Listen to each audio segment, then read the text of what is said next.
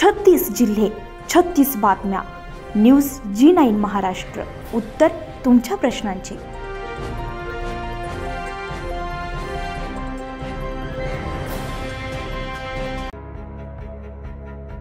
अंजनगाव सुरजी तालुक्यातील आमदार निवास बळवंतभाऊ वानखडे यांच्या निवासस्थानी मा जिजाऊ यांची जयंती साजरी करण्यात आली. यावेळी मत व्यक्त करताना मा जिजाऊंनी शिवाजी घडवला, शिवाजींनी भारत घडवला, माता अशी असावी, देशासाठी जिने लढणे शिकवले.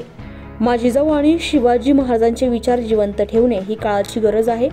जे इतिहास विसरतात ते इतिहास लिहू शकत नाही. तिचा जिवंत राहिला तर इथला बहुजन समाज जिवंत राहील. तेज प्रेमाने लढाऊ बाणा कायम राहील. रडून नाही तर लढून जगावे लागेल. हेच शिवाजी महाराजांना जिजाऊ मातेने शिकवलं आणि हे अंमलात आणलं तरच जिजाऊंची जयंती साजरी केल्यासारखं होईल असं मत मान्यवरांनी व्यक्त केलं. उपस्थित प्रमोद भाऊ दारू, गजानन पाटील कोटी, काळपंडे सर, रमेश सावळे, प्रेमदास भुतायडे, मनोज भाऊ मेढे, महेश इंगळे, कैलास भाऊ शिरसाट, अजय डीके बगाळे, अंकुश इंगळे मान्यवर उपस्थित होते. जानेवारी दशहरा उत्सव साजरा होत असतो. 3 तारखेला शिक्षणाचे देवता सावित्रीबाई फुले यांचा जन्मदिवस आणि आज 12 तारखेला राष्ट्रमाता जिजाऊ माँसाहेबांचा जन्मदिवस. या दिवसामध्ये सगळे कार्यक्रम असतात. आज काँग्रेस कार्यकमिटीच्या कार्यालयात, संपर्क कार्यालयामध्ये हा जिजाऊ जन्मोत्सव साजरा होत आहे.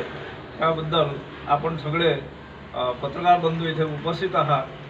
तेव्हा या मातेला वंदन करून मी माझे वक्तव्य थांबवतो. आमच्या अंजनगाव सुरजी येथे आमदार बळवंतभाऊ वानखडे यांच्या संपर्क कार्यालयात आमच्या सर्व पत्रकार बांधवांच्या उपस्थितीत हा जन्मोत्सव साजरा करण्यात आलेला आहे आणि त्यानिमित्त मी सर्व या मतदारसंघातील जनतेला या प्रसंगी आई जिजाऊ माँसाहेबांना वंदन करून सर्वांना जन्मोत्सवाच्या शुभेच्छा. मजबूत करून आपल्याला लढायचे आहे. म्हणून सर्वांनी बहुजन समाजाने एकता येऊन आपल्याला लढणं शिकावं लागेल. रडणं नाही तर लढणं शिकावं लागेल. तरच जिजाऊची जयंती साजरी केल्यासारखं होईल. जय भीम, जय भारत. त्रिवार वंदन.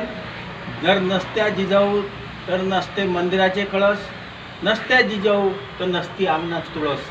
जे शिवाजी महाराजांना घडवलं ते माता जिजाऊ यांना त्रिवार नमन. कारण की आपल्याला जो इतिहास भूलते है वो इतिहास लिखते नहीं.